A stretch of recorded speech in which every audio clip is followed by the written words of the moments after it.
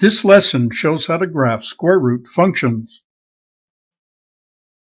Now that you're familiar with roots and radical expressions, you can use roots to define a function. Y equals radical x is the square root function. Using function notation, it's f of x equals radical x. Notice the expression is not valid for negative numbers. So to graph the function, begin with 0 and evaluate the function for positive values of x.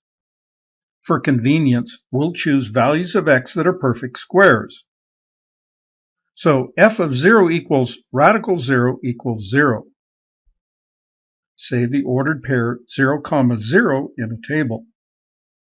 Then f of 1 equals radical 1 equals 1. F of 4 equals radical 4 equals 2.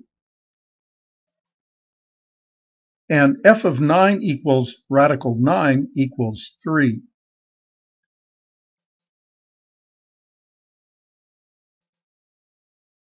Then graph the points 0, 0, 1, 1, 4, 2, and 9, 3. Draw a smooth curve through the points, and you have a graph of the square root function. A smooth, right-handed rising curve. The point on the far left is the vertex. This is the mother function of square roots.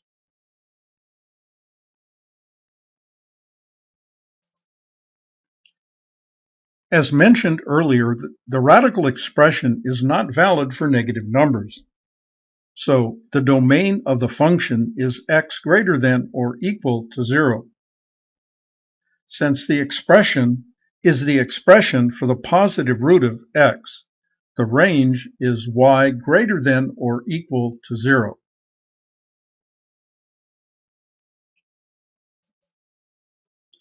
To find the domain of other square root functions, set the radicand greater than or equal to 0 and solve the inequality.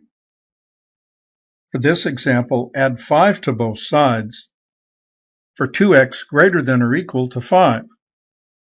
Then divide both sides by 2 for x greater than or equal to 5 over 2. And the domain is x greater than or equal to 5 over 2.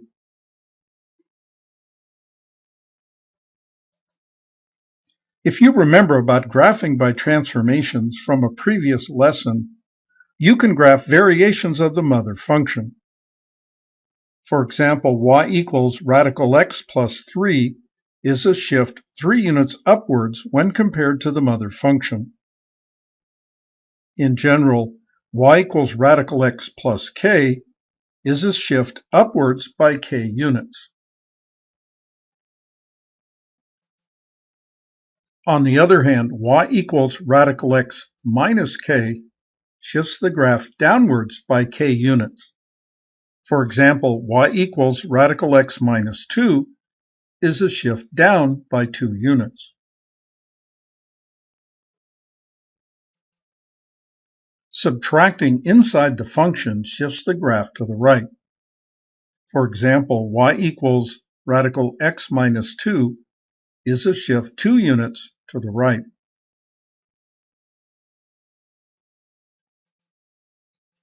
Adding inside the function shifts the graph to the left.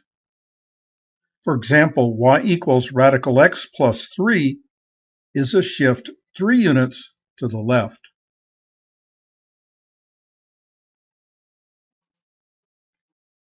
Be careful with right and left shifts. You might think minus 2 is a left shift because left is the negative direction of the x-axis. Also, you might think plus 3 is a right shift because right is the positive direction of the x-axis. But this is not correct. Minus 2 is a right shift 2 units. And plus 3 is a left shift 3 units.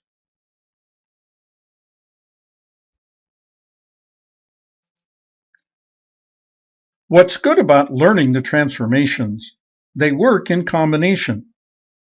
Y equals radical x plus 3 minus 4 is a shift left by 3 units and down by 4 units.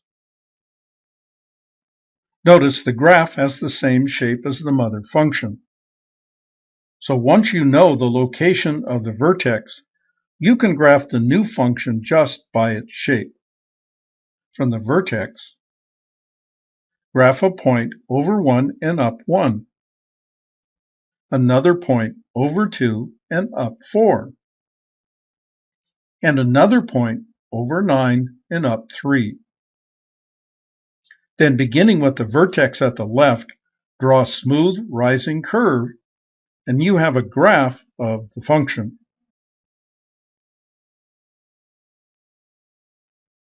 You can check the graph because the coordinates of any point on the graph should be a solution to the equation.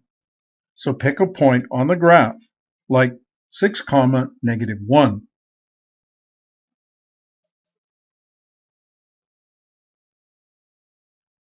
Substitute x equals 6, y equals -1 into the equation.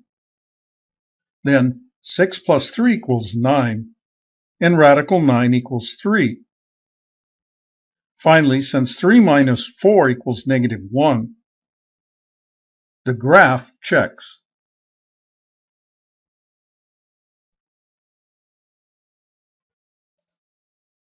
You might want to investigate other transformations.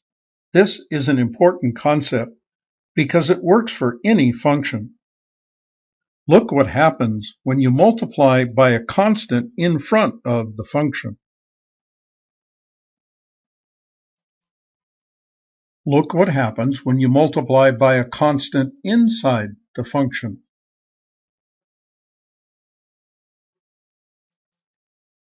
And what happens when you multiply by -1 outside the function. And finally, what happens when you multiply by -1 inside the function.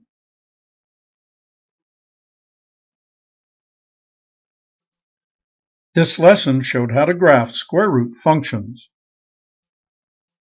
This lesson was brought to you by the Math Fun Academy. Its continuing mission: to explore strange new worlds, to seek out new math and new equations, to boldly go where no math student has gone before.